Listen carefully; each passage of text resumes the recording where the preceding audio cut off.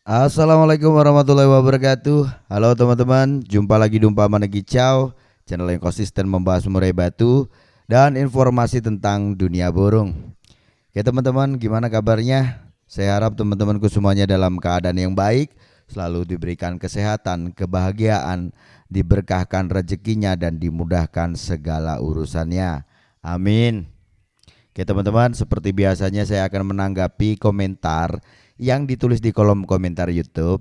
Ini dari Selu Y6B. Assalamualaikum Om, izin nanya ya. Murai batu saya baru sampai gantangan jadi patung Om. Pas di arena bongkar-bongkar isian. Nanya Om, itu solusinya gimana biar tambah enak Om? Lah kurangnya gimana? Kurang maksimalnya seperti apa? Nah ini ya yang harus dipahami dulu. Kalau burungmu ya nyampe di lokasi gantangan, burungnya diam, matung ya, nggak ada ekspresi. Burung itu pokoknya santai gitu ya. Itu sih ya nggak masalah gitu ya. Asal nanti coba dilihat waktu di gantangan itu kerjanya udah maksimal apa belum. Kalau seumpama nih kerjanya nggak maksimal, artinya burungmu tuh butuh adanya pemanasan dulu ya. Istilahnya itu apa? Burung yang telat panas ya. Perlu ada sesuatu upaya untuk supaya burungmu tuh naik tensi lah, istilahnya begitu. Nah, ini kan burungmu kalau di lokasi lombanya waktu nyampe itu nyantai kan ya, burungnya nggak agresif, burungnya nggak ngerespon ya, suara-suara burung lain itu dia nggak ngerespon. Tapi waktu di gantangan ya, waktu dilombakan katamu di sini tadi kan burungnya bongkar katanya, udah bongkar-bongkar. Ya udah bagus itu Om, udah bagus. Tapi kan ya namanya burung kerja itu bukan hanya sekedar bunyi, bongkar saja kan gitu ya. Ya kalau bongkarnya hanya di depan saja, cuman bongkar sekali ya kan. Bongkar materinya mungkin ada 3 5 dikeluarkan, itu kan juga namanya bongkar. Tapi durasi kerja mulai dari mungkin awal 1 2 menit dia bongkar gitu ya. Setelah itu dia nggak kerja sampai 8 menit berlalu gitu ya, percuma kan gitu ya. Artinya burungmu tidak dapat durasi. Kerjanya kurang maksimal kan begitu ya. Nah, nanti dilihat Om, kurangnya itu di mana. Yang namanya pemain itu pasti akan berusaha untuk memaksimalkan burungnya ya. Burungnya itu dituntut untuk kerja ya, bongkar materi, kerja dari awal sampai akhir pencurian. Ya kan? Syukur-syukur ada ekspresi, ya kan? Kalau burung petarung mah harus ada ekspresi.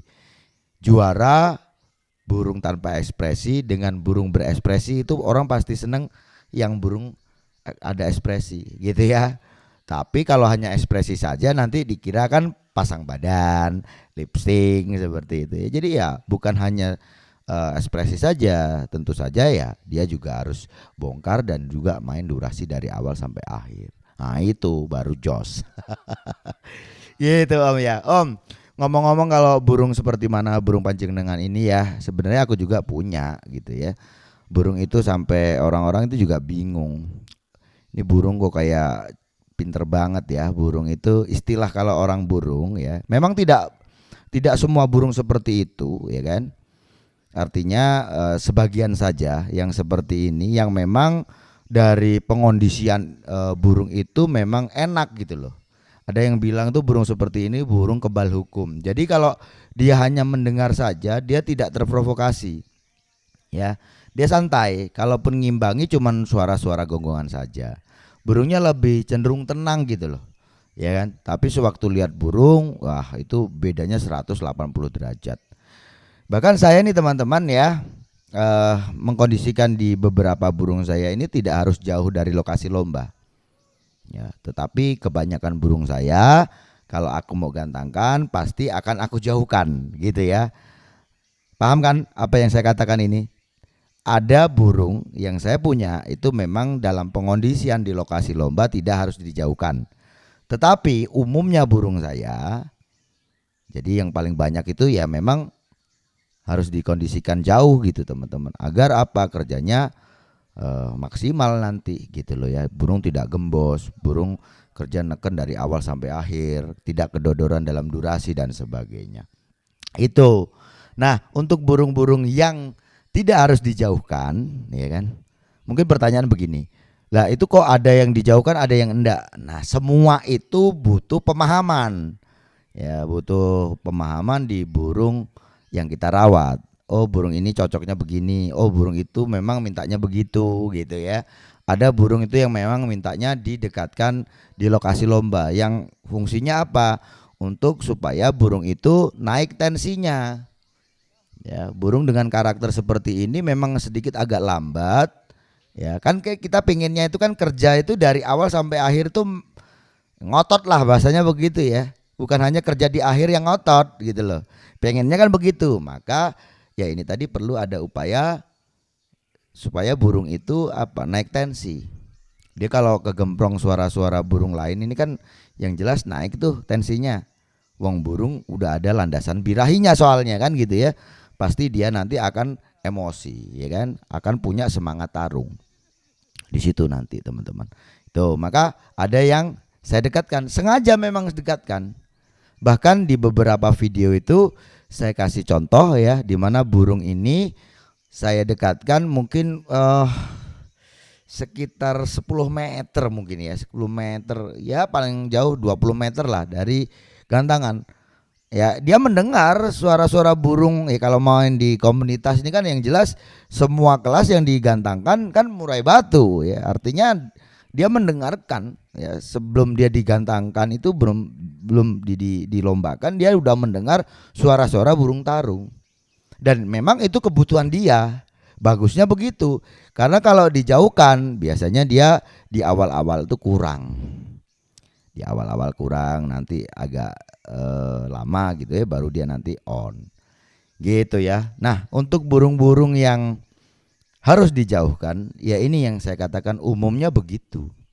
Jadi teman-teman, burung murai batu itu ya adalah burung bertarung, di mana burung ini di saat dia punya kesiapan birahi dan emosi ini kan berujung pada victor atau semangat tarung, di mana burung itu bukan hanya mendengar suara burung murai batu lain saja, tetapi mendengarkan suara-suara kegaduhan, kebisingan, sesuatu yang bikin dia kaget, mungkin nada tinggi dan sebagainya gitu ya. Entah itu tembakan cak ijo, tembakan kacer atau apalah gitu ya. Yang jelas nada tinggi dan bikin dia kaget. Dia akan terprovokasi, dia akan marah. Dan kalau burung sudah marah di lokasi lomba sebelum digantang, yang terjadi apa? Burung itu udah ngonslet tuh nanti. Karena burung yang kita siapkan ini tadi kan yang jelas sudah on fire nih ya. Burung tahu sendiri lah ya. Paham kan kalian tuh burung yang on fire itu seperti apa gitu ya. Ya. Kalau orang ya dianalogikan di orang ini udah bawa emosi sebelum ke apa namanya? Anggap aja waktu kamu kumpul gitu ya. Ini dari rumah udah bawa emosi nih. Sewaktu di lokasi ya tempat pesta itu tadi ternyata ada yang menyulut emosimu. Wah jadi langsung kan begitu. Udah ngonslet itu nanti dipisahkan agak sulit. Itu kalau manusia. Burung tuh begitu teman-teman. Dimana burung ini sudah on fire ya kan. Sudah intinya dia tuh semangat untuk tarung ya. Asal ketemu burung pasti dia akan tarung ya. Nah burung seperti ini tersulut emosinya, akhirnya tarung di bawah. Ngonslet itu nanti, ngonslet akhirnya apa? Burung untuk kita setut lagi agak sulit, ya kan? Ya burung kalau dibiarkan seperti ini yang jadi apa? Yang terjadi nanti burungnya habis tenaga, kan percuma dibuang sia-sia waktu di bawah.